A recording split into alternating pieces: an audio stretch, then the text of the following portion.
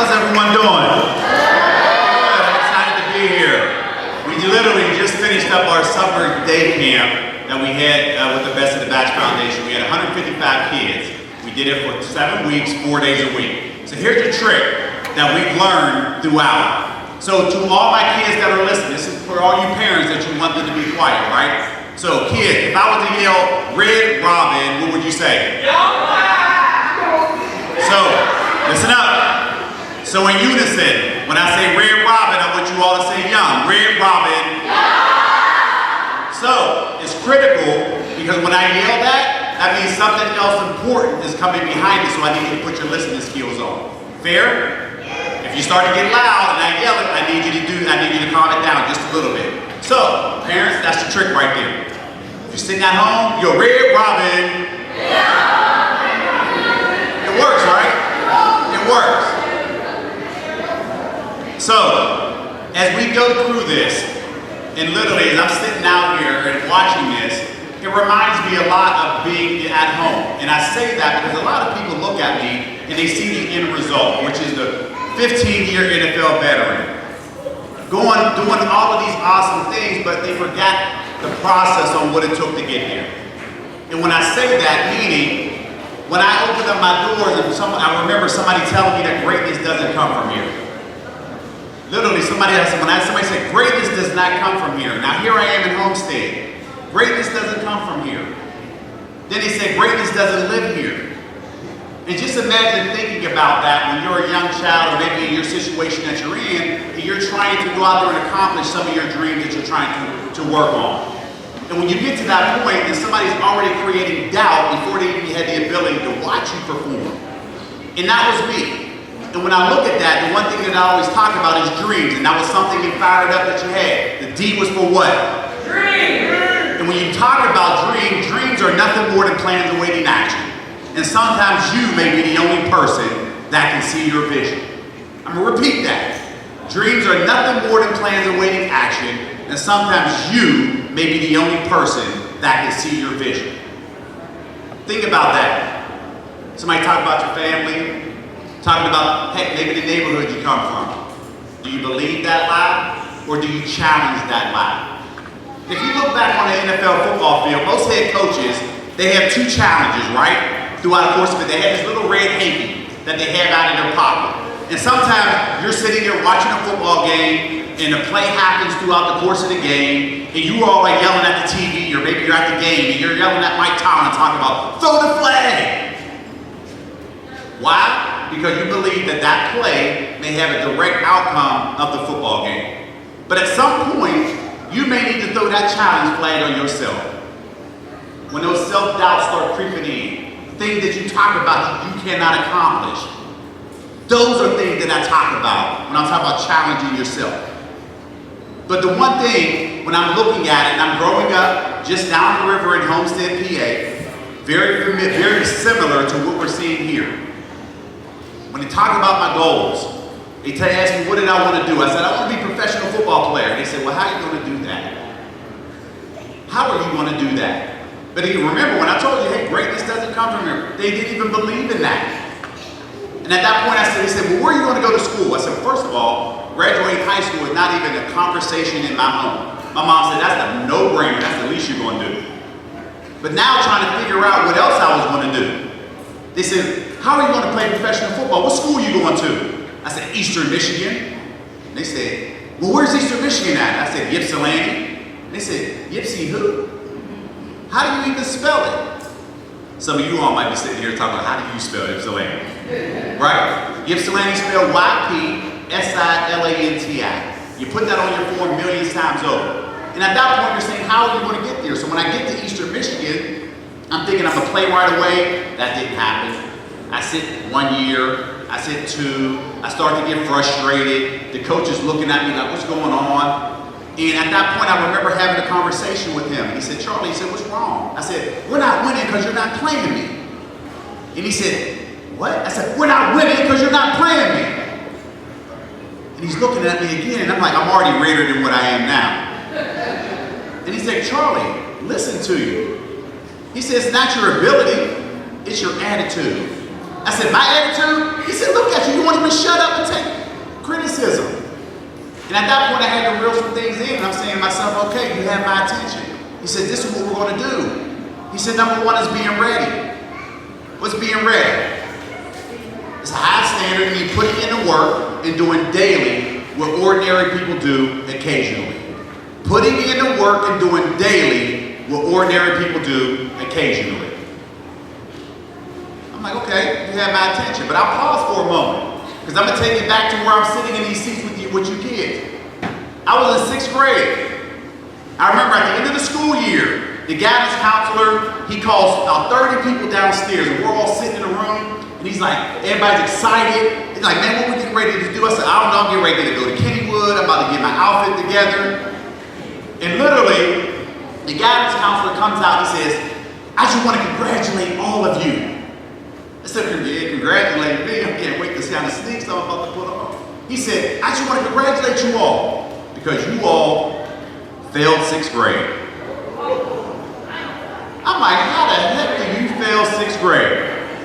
But I sure figured out a way to do it, right? So I literally, it's about a 20-minute walk home. It took me about 40 minutes to an hour to get home. So I get home, my mom's just getting off of work. She already knew the news. So I get home, she's like, Charlie, what's going on? I said, how was school? I said, it was good. She said, oh, really? And anytime mom has a smile on her face when something wrong happens, you in trouble. So my mom smiled and she just said, you want to know what, Charlie? I just want to thank you. And I said, what are you thanking me for, Mom? She said, I just want to thank you because you allowed me to take something that you love away from you. And what's that thing that I love? Football. And at that point, my mom said, you want to know what? That's okay. I had to go to summer school for 2 classes. I had a tutor. The tutor would come to the house, and the closer we got to football season, I'm thinking my mom's going to forget. Some sign-ups happened. All of a sudden, my mom said, that's okay, we're going to go up to practice. And I'm like, Mom, she let me out for punishment. She said, everybody get ready to run on the field. And she said, you want to know what, Charlie? There's your seat right there. And I said, why, Mom? She said, because all summer you didn't realize, you thought your friends didn't know that you failed. But I'm going to make sure they realize that, and you're going to study up here while they were at practice. I had to study because there was still 2 weeks left of school in order for me to take my last exam to play football. Now I passed, ended up playing on a year, but that was the first and only time that I allowed anyone else to take something away from me that I loved. And that was the last time that I failed class. And at that point I realized, Mom ain't playing. Just like a lot of you parents in here, you ain't playing when it comes to school. That was me, way back when I was in 6th grade. But I'm also making sure that I've always stayed ready for whatever came about. Number 2 on the second principle is being resilient. Being resilient, what is that? That's the ability to adapt to change your misfortune. The ability to adapt to change your misfortune. So here I was, February 18, 1996. A lot of you all weren't even born yet. I remember I was at home. All my college roommates were there. I remember receiving a phone call in our apartment that day. And at that point, I remember the phone ringing. My roommate picks up the phone. My roommate picks up the phone. He says, Charlie, your mom's on the phone. I say, Mom, what's going on? There's dead silence on the other end of the phone. So I said, Mom, what's up? And she says, Charlie, you need to come home. So at this point, I had really no idea what I was coming home for. I said, Mom, what's going on? Because back then, they didn't have these little things called a cell phone. They had these little things called a beeper. Most people here are like, what the heck is a beeper? So the beeper is a little device that you have on your hip. You call that number, there's dial tones, you punch in 10 digits, and you want the number for them to call you back. It shows up on this device. So I said, Mom, before I get in between Ypsilanti and Pittsburgh, please tell me why I'm coming home. And I really had no idea because I'm packing a bag full of nothing. And I'm like, Mom, tell me what I'm coming home for. And at this point, with the deepest swallow that I've ever heard in my life, she said, Charlie, your sister's been shot and killed. I'm like, what? So I get on the turnpike, I'm flying down the Ohio Turnpike. I get past Youngstown, the state police pulls me over. They said, Mr. Batch, why were you speeding? And I said, at that point, I told him the story, he couldn't verify it. He said, Mr. Batch, you've never seen me, continue on with your journey. So I get into Pennsylvania, I get to Cranberry, I pass through downtown, I get to the Homestead exit. Now in 1996, it's not the waterfront on what you see today. It was steel mills that was shut down. So I'm coming across a pitch black bridge. I get to the end of the bridge, it's 8th Avenue. I go up the hill 3.5 blocks, I make a left on a road that I'll never forget. And it's called East Laurel Way. And at that point I see yellow tape, so I know something happened, so I knew this was surreal. So I'm literally walking around, I get to a spot, I see blood. I'm just like, wow. I go home, I'm 3 blocks away, and all my boys are waiting on me. They're like, Charlie, we know who did this, let's go get him. And at this point I said, I need to know what happened before I make a decision that's going to impact the rest of my life. And if you watch the first 48, you know it's very difficult to get any information on the street. So here I was trying to figure out what happened in between. The story essentially goes like this. My sister was walking down the street from a friend's house. She got caught in crossfire between rival gangs, and the guy that she was with used her as a body shield. Danielle was 17 years old. She never had an opportunity to live life. And at that moment, I said, if I was ever in position to give back, I would.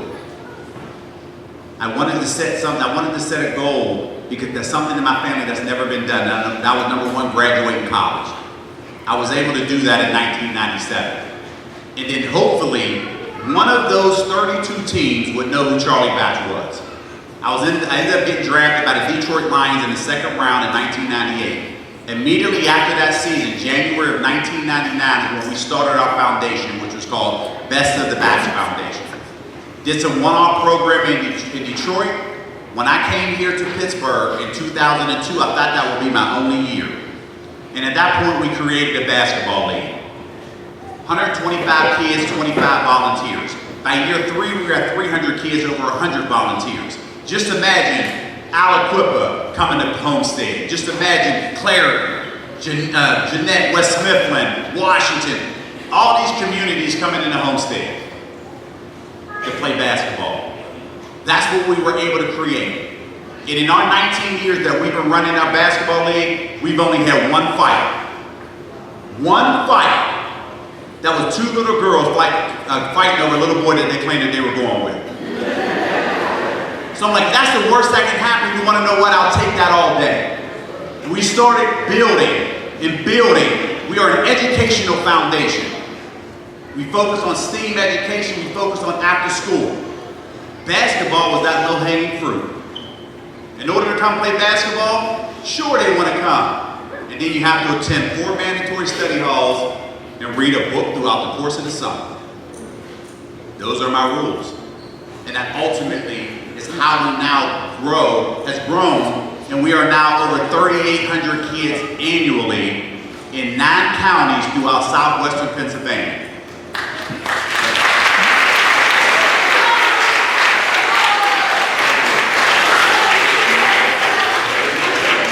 Red Robin.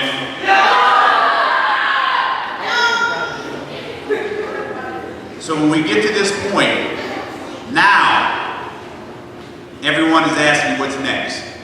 We talked about fire, we talked about dreams.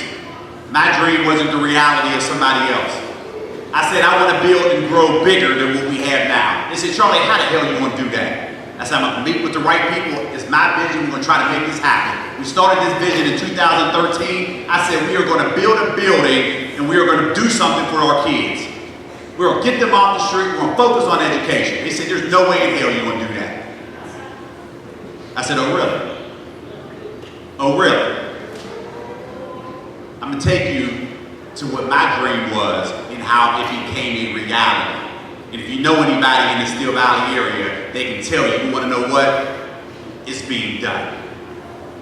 I'm going to take you through how we started.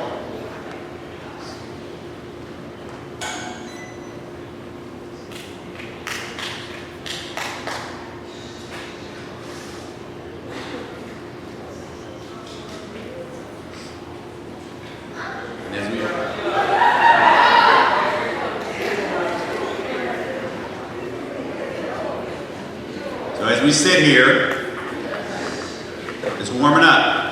Don't leave, because I want y'all to see this. I need you to see this. I need you to see this. I need you to see it.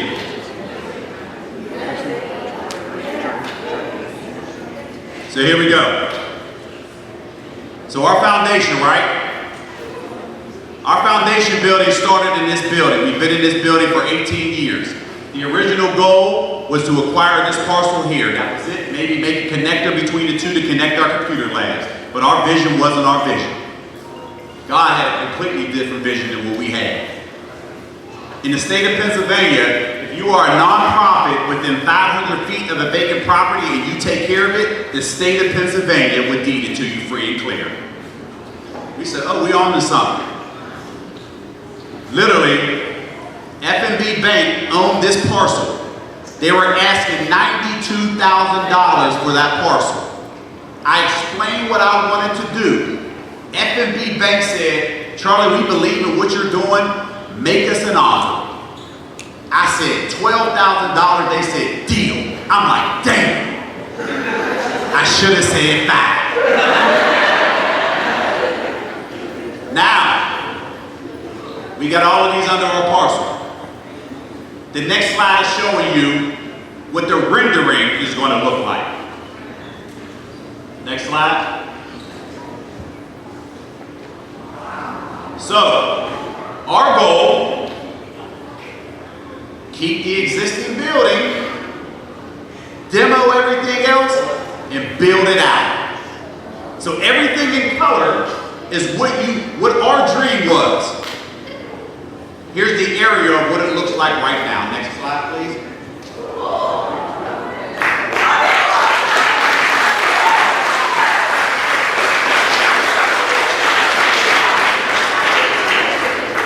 The existing building, everything in colors added on. Now the landscaping looks better from the last aerial shot, but I'm going to take you through this door right here.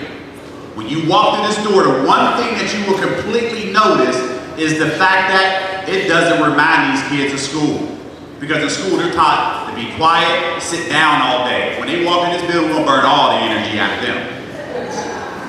Here's what you walk into. That's the front. Receptionist right there, they all get kiosks, they come in. On the back end, you tell us what your kids can and cannot do.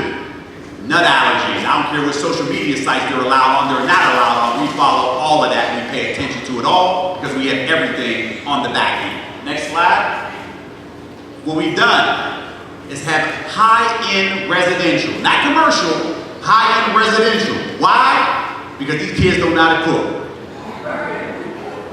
You want to know why we know that? Is because during the pandemic, these kids couldn't even cook noodles. They're trying to cook noodles without water. So we're now teaching these kids how to cook. Next slide, please. Dance studio. Next slide. Here's the gymnasium with a walk-around track. We have now all of our senior citizens who can't walk during the spring and the winter in any bad weather, and they can't afford a $20 membership. Guess what? They come in this building and walk. I'm going to show you the next slide of what Christmas looked like. We adopted 250 families last year. If you ever heard me on the news and on media talk about, hey, we're collecting toys, but we need help wrapping them. And we have a big wrapping party, and what you see on this side over here, 8,000 unwrapped toys. Now we had for the holidays, and all of those were gone because we passed them out. That was well over 1,000 kids that we were able to impact this year. Next slide. STEAM lab, computer lab. These kids don't want to play billiards no more. They don't want to play ping pong. They want to go to gaming and coding. So you want to know what? We're going in the building with them. And here's the one thing that I realized quickly, that a lot of these kids, They're playing Minecraft. They're playing all these games. They know how to now cut into somebody else's profile and steal some of their things out of it. Really?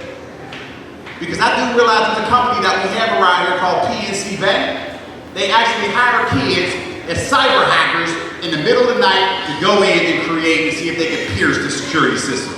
So you want to know what we're going to do? We're going to teach these kids how to do it the right way and monetize off of it and get paid. That's what we're doing. Next slide, please. That's just a middle school pod. We call them learning pods. Next slide. Elementary learning pod. Next slide. High school learning pod. Next slide. Here's our new state-of-the-art STEAM lab. Everything in here that these kids want to learn, because a lot of these kids don't want to go to school anymore, right? But we're going to teach them a trade. They're going to come in here and learn a trade, and they're going to come out here debt-free and make money within 10 to 12 months. That's our goal.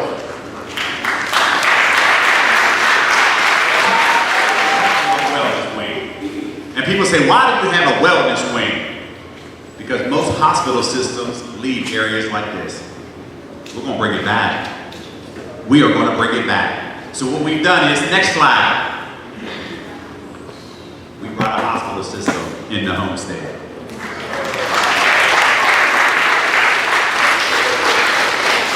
So what you see right here is called UPMC Munhall. So if they say UPMC Munhall and they're asking you to go and you're like, I have no idea where the heck UPMC Munhall is. Well, it's in our building. Next slide. This is when you talk about dreams and how they become reality, right? Anybody know who that guy is right there next to me?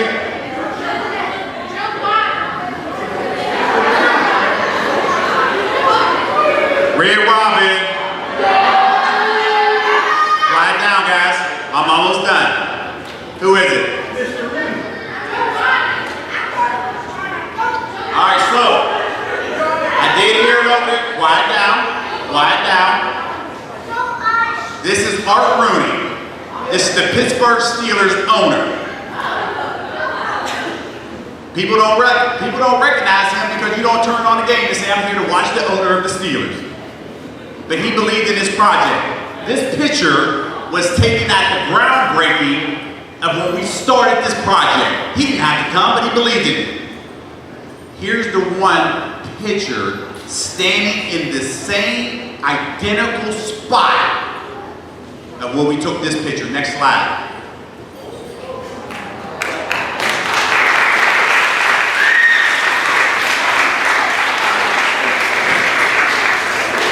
This was a dream that became reality. By a show of hands, all the kids that are in here, better yet, all the parents that are in here, is this a place that you either visit or send your kids to? I'm gonna ask that question again. I'm gonna ask the question again, because maybe y'all didn't hear me. Is this a place for the kids? Would you visit? Show of hands. Parents, would you send your kids here? That's it. This is what we've done. I'm not here to brag about anything else, because I don't do this by myself. It takes a village. People believed in me. People believed in the dreams that we had. This is something that can be accomplished in this particular area if you do it the right way. If you do it the right way. I'm gonna pause for a moment. Take the slide down, please. Raise the lights. I'm gonna open it up for questions for you all. I don't care if it's questions about my career. I don't care if it's questions about what we're doing in the community. Heck, I don't even care if you're talking about what happened at the game on Friday for some team called the Steelers. I'm gonna pause it. I'm gonna open up a question for you all. Anybody have any questions? Yes.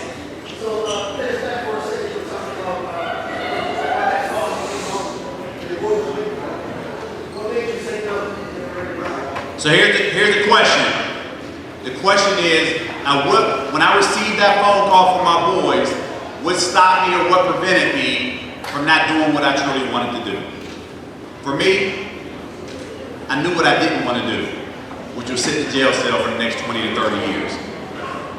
But also understanding that I had a family that depended on me, and I needed to go out there and do something right. And all I can remember is a quote by Martin Luther King. It's a quote that says, it's not where you stand during comfort and convenience, but it's how you stand during challenge and controversy. That's where I was at the most pivotal point of my life. And if I did what I wanted to do, you would have no idea who Charlie Batch was. Some people in here probably still have no idea who the hell Charlie Batch is. But that's okay, because we don't do what we've done. I've been done playing for 10 seasons. I've been done. I do media now. A lot of the kids don't remember me playing, and that's okay. Because my memory, I don't want to be remembered for what I've done on the field. I want to be remembered for what we're doing in the community. And as we continue to serve,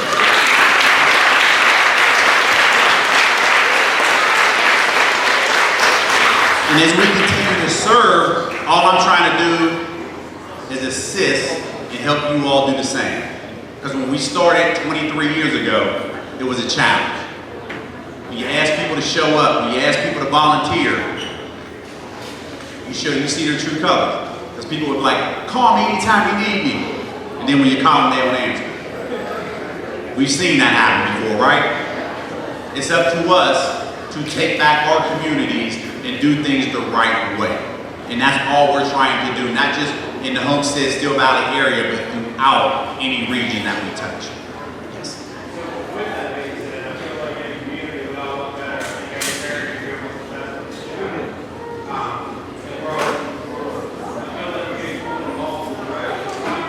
Red Robin.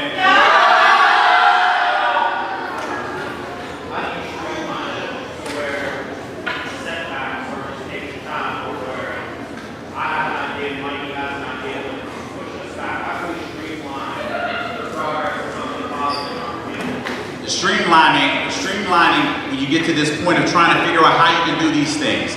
These things happen by working together.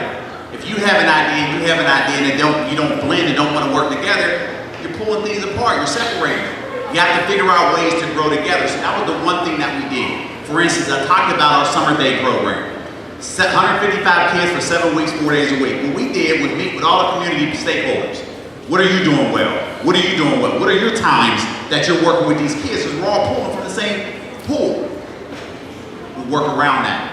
Gives you your numbers, we can do our bit. But you're all just kind of working together and you're brainstorming on things that will work for the community, and you have to leave the ego out the daggone door.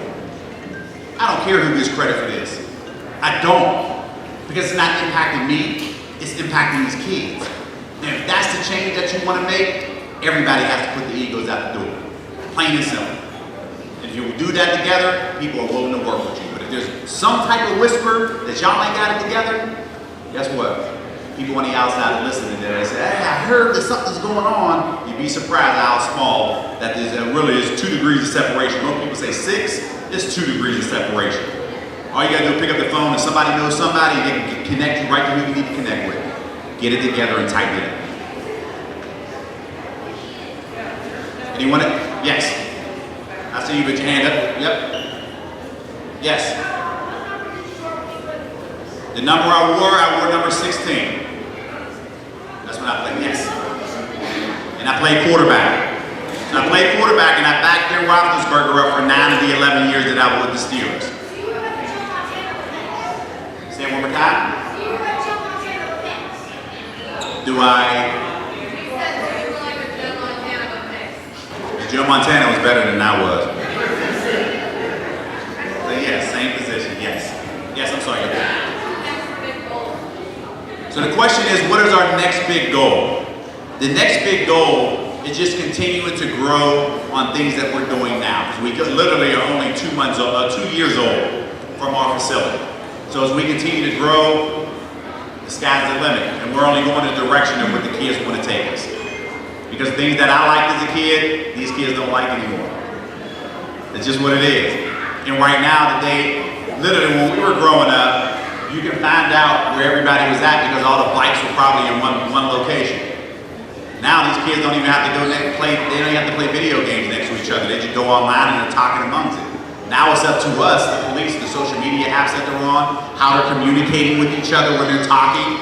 So staying outside of their door, they're cursing at each other. They may not do it to you, but they're cursing on the actual online. You got to correct that at that point. And the one thing that you have to, and one thing that we did find out, and we helped a lot of parents this summer, is that a lot of these kids, if you allow them on social media, they all have dummy accounts. They all have dummy accounts, parents. I'm letting you know that they do. I promise you have the one that you follow and then all the other ones that the kids follow. So I promise you get a little stricter in social media.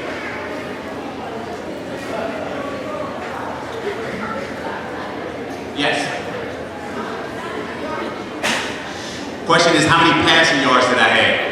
I had over 7,000 in college and I had over 9,000 in the pros. I'm sorry, 11,000 in the pros. So nowhere near where the numbers are, but I'm in the stat book at some point.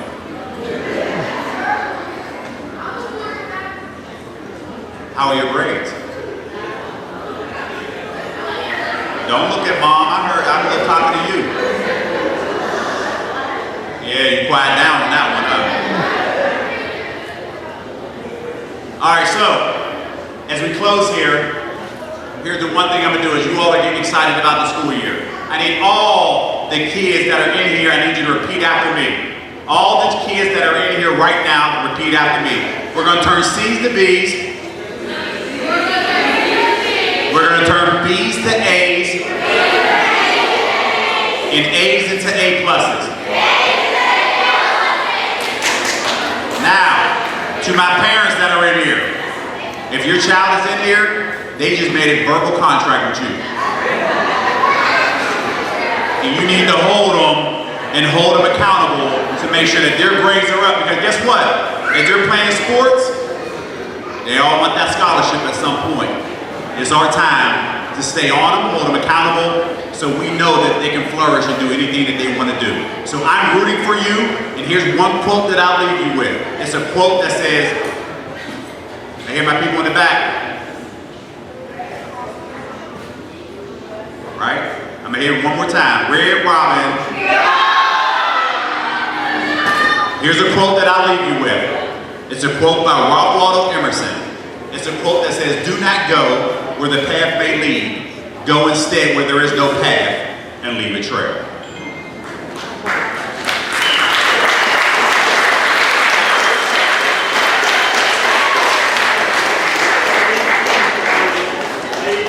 I'm gonna say it one more time. It says, do not go where the path may lead. Go instead where there is no path and leave a trail. All I'm gonna tell you this, there's a right way and there's a wrong way, and we all know that. But all I can tell you in the 90 plus years in the Steelers organization, there's only been one player that has been born and raised in Pittsburgh and to play for the Steelers and to have 2 Super Bowl rings.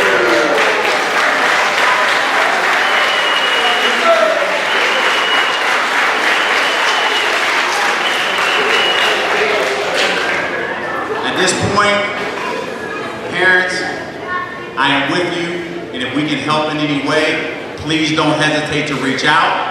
We're not hard to find. If you know my family, my grandmother's phone number been the same for 50 years, my mother's phone number been the same for 40, and my phone number been the same for 25. We ain't hard. But if you want to learn more about what we're doing and how we can help and assist with any plan that you want, go to batchfoundation.org. You'll see everything that we do throughout a calendar year. And if we can help in any way, we are here for you. So I appreciate the time and thank you for the opportunity to have fun. Good luck with the school year, man.